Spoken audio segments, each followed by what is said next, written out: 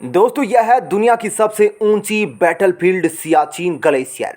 बर्फ की सफ़ेद चादर में लिपटी हुई एक ऐसी जगह जहां जून जुलाई के महीने में भी ठंड ऐसी होती है कि इंसान को बर्फ का पुतला बना दे।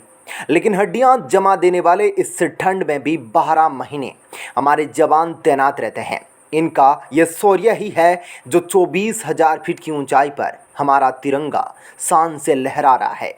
दोस्तों कभी आपने सोचा है कि -40 डिग्री सेल्सियस में भी चारों तरफ बर्फ से ढके इन सुदूर पहाड़ों में हमारे जवान ड्यूटी कैसे करते हैं, या वहाँ कैसे रहते हैं, खाते क्या है, नहाते हैं या नहीं, यह सब आज की वीडियो में बताएंगे। आइए दोस्तों शुरू करते हैं। दोस्तों लेह से करीब 200 किलोमीटर दूर उत्तर में है सियाचिन ग्लेशियर, जिसकी कुल लंबाई 77 किलोमीटर है और इसका निचला छोर 12,000 फीट की ऊंचाई से शुरू होता है। दोस्तों सियाचिन ग्लेशियर पर हमारी आर्मी की 108 मिलिट्री पोस्ट है और आर्टिलरी ऑब्जर्वेशन पोस्ट से इस पूरे रीजन का सबसे हाईएस्ट पोस्ट बाना पोस्ट है, जो 20,500 फीट की ऊंचाई पर है। इस पोस्ट पर पहुंचने के लिए भारतीय सैनिकों को 20 दिन का वक्त लगता है। सियाचिन रीजन में इंसानों के रहने की सारी सीमाएं खत्म हो जाती है। कभी बारिश तो कभी बर्फीला तूफान या कभी अचानक होने वाला हिमस्खलन यहाँ रहने वाले जवानों का सबसे बड़ा दुश्मन है। यहाँ पर 10,000 से भी ज़्यादा सैनिक हमेशा तैनात रहते हैं ताकि ग्लेशियर पर चलने वाले मिलिट्री ऑपरेशंस में मदद कर सके, जिसमें लद्दाख स्काउट्स की 8 बटालियंस के अलावा air defence, artillery, signals, infantry battalion, 6 चीता और 2 MI हेलीकॉप्टर और इंजीनियर और दूसरी लॉजिस्टिक शामिल है।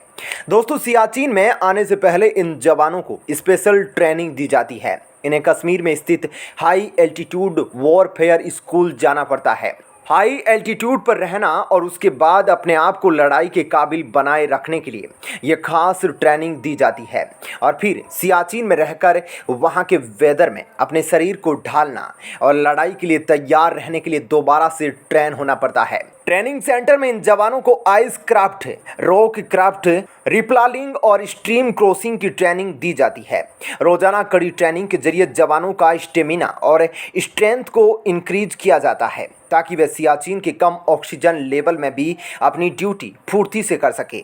जब ये सैनिक माउंटेन वॉरियर्स बन जाते हैं तो इनका मेडिकल चेकअप किया जाता है और सिर्फ उन्हीं सैनिकों को सियाचिन और बेस कैंप भेजा जाता है जो हर तरीके से फिट आते हैं।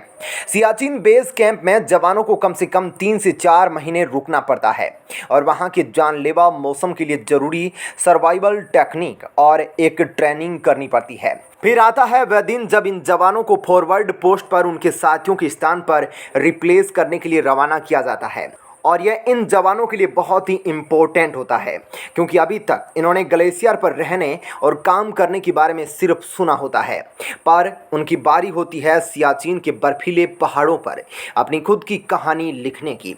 फॉरवर्ड पोस्ट पर जाने से पहले जवानों को खास तरीके की यूनिफॉर्म दी जाती है जिसकी कीमत 55,000 से भी ज़्यादा होती है। अत्यधिक आधुनिक तकनीक से बनी यह पोशाक जवानों को कड़कती ठंड और ब्रास्ट बीट होने से बचाती है।